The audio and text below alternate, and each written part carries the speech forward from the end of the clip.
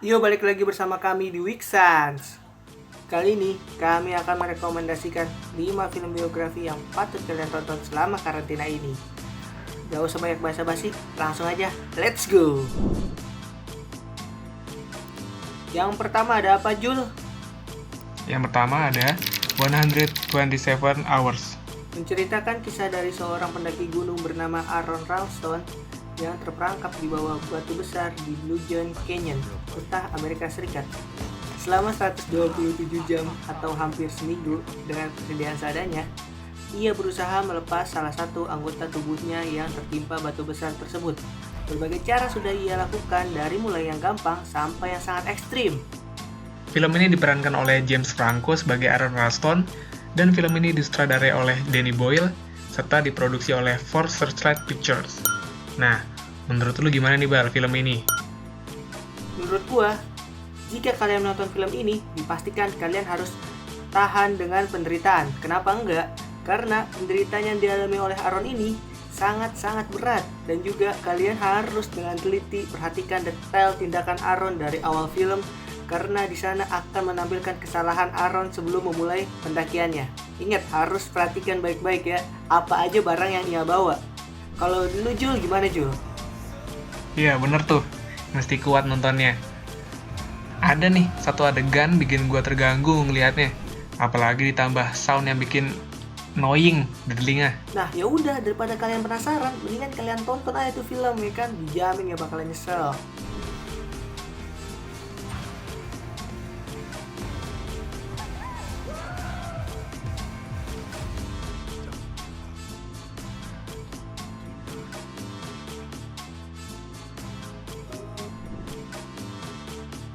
Oke, kita lanjut ke fakta unik film ini.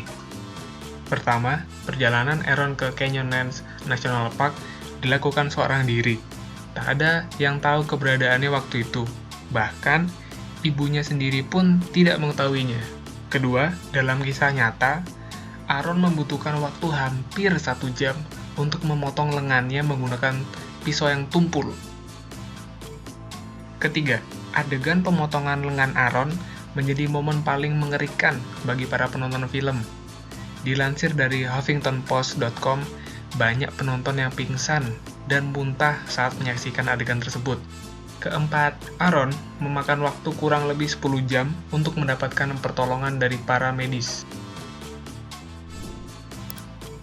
Yang kedua apa nih? Yang kedua ada The Founder.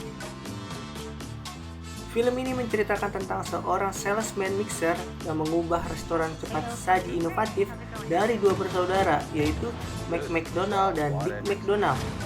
Salesman tersebut bernama Ray Kroc. Cerita berawal dari Ray yang menawarkan mixer kepada McDonald bersaudara pada tahun 1954. Pertemuan tersebut awal petaka bagi McDonald bersaudara, dan mulainya McDonald berkembang menjadi salah satu restoran cepat saji yang digemari di seluruh dunia. Pemeran dalam film tersebut adalah Michael Keaton sebagai Ray Kroc, Nick Offerman sebagai Dick McDonald, dan John Carolines sebagai Mac McDonald. Nah, film ini disutradarai oleh John Lee Hancock dan diproduseri oleh The Weinstein Company. Nah, menurut lu gimana nih Bal filmnya? Gue setelah nonton film ini, pada awalnya gue ngerasa kasihan tuh sama Ray Kroc yang selalu ditolak oleh restoran di Amerika saat dia menawarkan mixernya. Tapi setelah gue nonton lebih jauh, rasa kasihan gue tuh berubah jadi ke McDonald bersaudara, dan kesel gitu sama tindakan Ray Kroc yang sepihak begitu aja. Andai si McDonald bersaudara berani ambil tindakan lebih dulu ketimbang si Ray Kroc ini, mungkin nasib mereka benar-benar berbeda banget dari yang sekarang. Dari yang dulu maksud gue. Kalau menurut lu Jul, setelah nonton film ini gimana tuh? Ya, menurut gue sih, gue setuju juga. Awalnya kasihan sama Ray Kroc, tapi akhirnya lebih kasihan sama si McDonald bersaudara ya. Kalau dipikir-pikir lagi sih, di satu sisi Ray Kroc ini memiliki semangat untuk memajukan restoran itu, tapi McDonald bersaudara ini sudah merasa puas dan sudah cukup dengan apa yang mereka bangun di satu tempat. terlepas dari mereka sudah membangun franchise yang gagal tersebut, tetapi kita lihat positifnya. Sekarang gerai McD sudah tersebar sangat luas karena perjuangan si Ray Kroc tersebut. Nah ya udah, daripada kalian penasaran, mendingan kalian tonton aja tuh film, ya kan, dijamin gak bakalan nyesel.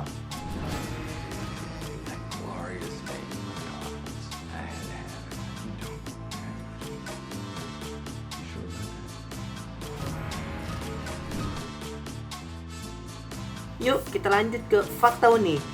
Yang pertama, film ini tidak resmi dari pihak McDonald's. McDonald's tidak memberikan komentar terhadap film ini seperti Facebook dengan film The Social Network. Sekaligus, ini menjadi publisitas yang gratis bagi McDonald's. Yang kedua, film ini lebih menekankan kepada sejarah perkembangan McDonald's dibanding biografi dari Ray Kroc. Yang ketiga, film ini menggunakan replika dari dapur awal McDonald's dengan dapur yang masih bisa berfungsi. Yang keempat, dibutuhkan riset yang sangat lama dan mendalam untuk tim bisa membuat replika yang semirip mungkin dengan tempat-tempat awal McDonald's. Nomor 3 ada apa? Yang ketiga ada Green Book. Pada tahun 1962, Tony Vallelonga atau juga biasa dipanggil Tony Lip adalah seorang pelayan yang sedang mencari pekerjaan ketika tempat klub ia bekerja ditutup untuk renovasi. Beberapa tawaran ia terima untuk kembali bekerja, tetapi ada satu tawaran yang paling menjanjikan. Ternyata datang dari seorang pianis klasik keturunan Asia Amerika, yaitu Don Shirley. Awalnya Tony menolak untuk bekerja dengan orang kulit hitam. Istrinya pun dibujuk oleh Don agar Tony mau menerima tawaran tersebut. Akhirnya Tony pun mengambil tawaran itu. Oke, pemeran film Green Book adalah Viggo Mortensen sebagai Tony Lip, Mahershala Ali sebagai Dr. Donald Shirley, dan Linda Cardellini yang memerankan Dolores. Film ini disutradarai oleh Peter Farrelly dan diproduseri oleh partisipan dan DreamWorks.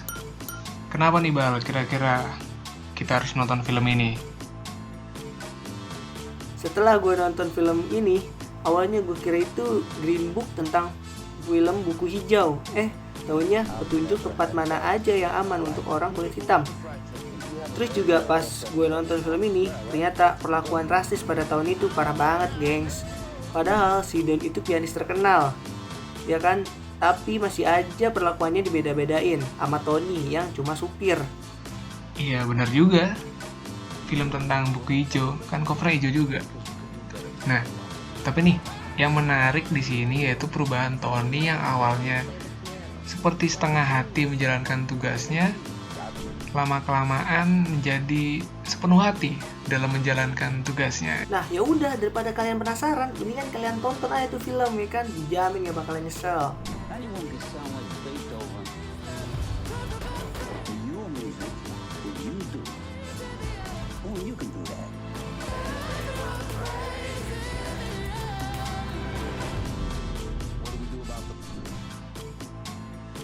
Apa aja nih fakta unik dari Green Book? Yang pertama, persahabatan yang unik antara seorang musisi kulit hitam dan supirnya yang kulit putih. Don yang merupakan keturunan Afrika Amerika, sedangkan Tony keturunan Italia Amerika. Uniknya lagi, Tony sendiri juga seorang yang rasis. Yang kedua, Green Book berhasil meraih 102 nominasi dan memenangkan 38 diantaranya. Yang ketiga, ternyata keluarga Don Shirley sempat keberatan dengan diangkatnya kisah sang musisi sebagai film. 4. Para anggota keluarga Tony Lip dalam film sebagian besar diperankan oleh keluarga asli Tony Lip. Persahabatan antara dua tokoh yang digambarkan dalam film berlangsung hingga 50 tahun di kehidupan nyata. Keempat, The Intouchable.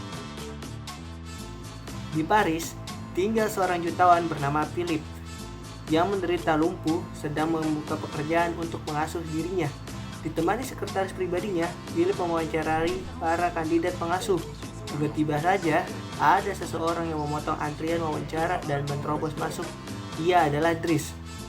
Sambil membawa dokumen jaminan sosial, ia meminta kepada Philippe untuk menandatanganinya sebagai bukti bahwa ia sedang mencari pekerjaan untuk mendapat tunjangan pengangguran.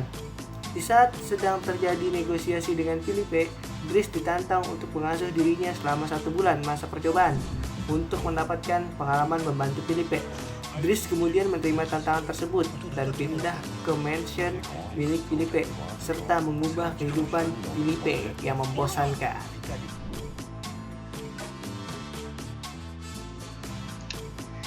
Film ini diperankan oleh Francois Cluzet sebagai Philippe, Omar Sy sebagai Dries atau Abdel Selo, dan Anne Leni sebagai Yvonne. Dan juga film ini disutradarai oleh Oliver Nakache dan Eric Toledano serta diproduseri oleh Quad Production. Menurut lu gimana nih Bal filmnya?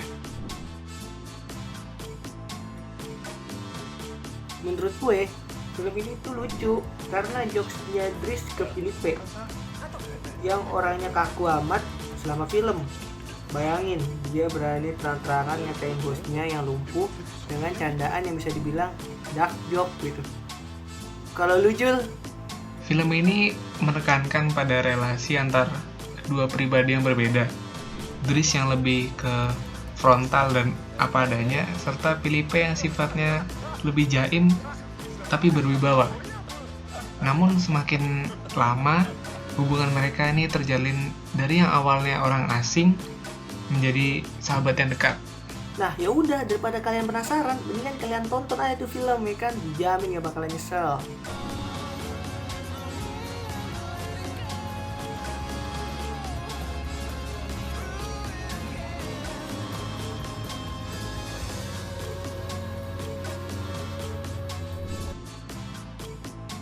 Oke, fakta unik dari film ini apa sih Jul?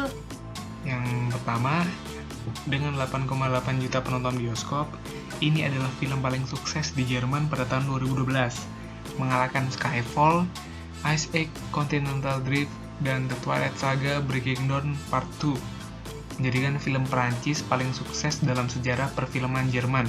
Yang kedua, karakter asli Dries adalah seorang pria muda dari Aljazair bernama Abdel.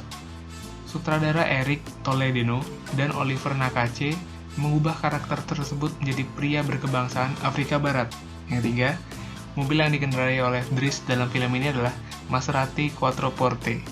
Yang keempat, The Untouchables menjadi film tersukses di Belanda mengalahkan pemegang rekor sebelumnya, yaitu Sarah Key. Yang kelima, Omar Sy, pemeran Dries, pernah tinggal di daerah pinggiran Perancis yang miskin, sama seperti karakter Dries. Yang terakhir ada Moneyball. General Manager Oakland Athletic Billy Beane harus mengelola tim dengan batasan budget terendah dalam dunia bisbol Amerika Serikat. Jika dia ingin memenangkan World Series, Billy harus menemukan keunggulan kompetitif dari timnya. Akhirnya, Billy bertemu dengan Peter Pan dan menggunakan data statistik untuk menganalisis dan memberi penilaian pada pemain yang ia pilih untuk tim. Pemeran dalam film ini adalah Brad Pitt sebagai Billy Beane, Jonah Hill sebagai Peter Brand, dan Philip Seymour Hoffman sebagai Art Howard. Disutradarai oleh Bennett Miller dan diproduseri oleh Columbia Pictures. Nah, pendapat lu apa nih Bal tentang film ini? Menurut gue, film ini tuh sangat menguras emosi lo saat tonton. Bagaimana enggak gengs? Bayangin, lo sebagai ketua organisasi nih, masih muda, terus ketemu penasehat organisasi lo tuh orang tua semua. Tetapi setiap keputusan dan kebijakan baru dengan cara yang baru yang lo buat pasti diinterupsi oleh penasehat organisasi karena tidak memakai cara yang sudah lama mereka pakai. Itu terjadi pada Billy saat ia menjadi manajer Oakland Athletic. Kalau lu Jul? Iya, bener sih. Dari situ bisa dilihat tuh betapa kesal wajah petinggi-petinggi yang sudah lama berada di tim dengan ubahan-ubahan yang ya bisa dianggap berani bahkan sembrono. Tapi dari situ akhirnya Billy bisa menunjukkan kapasitasnya sebagai general manager yang mampu membangun kembali tim tersebut dengan budget yang sangat minim bersama dengan Peter Brand. Nah ya udah, daripada kalian penasaran, mendingan kalian tonton aja tuh film ya kan, dijamin gak bakalan nyesel.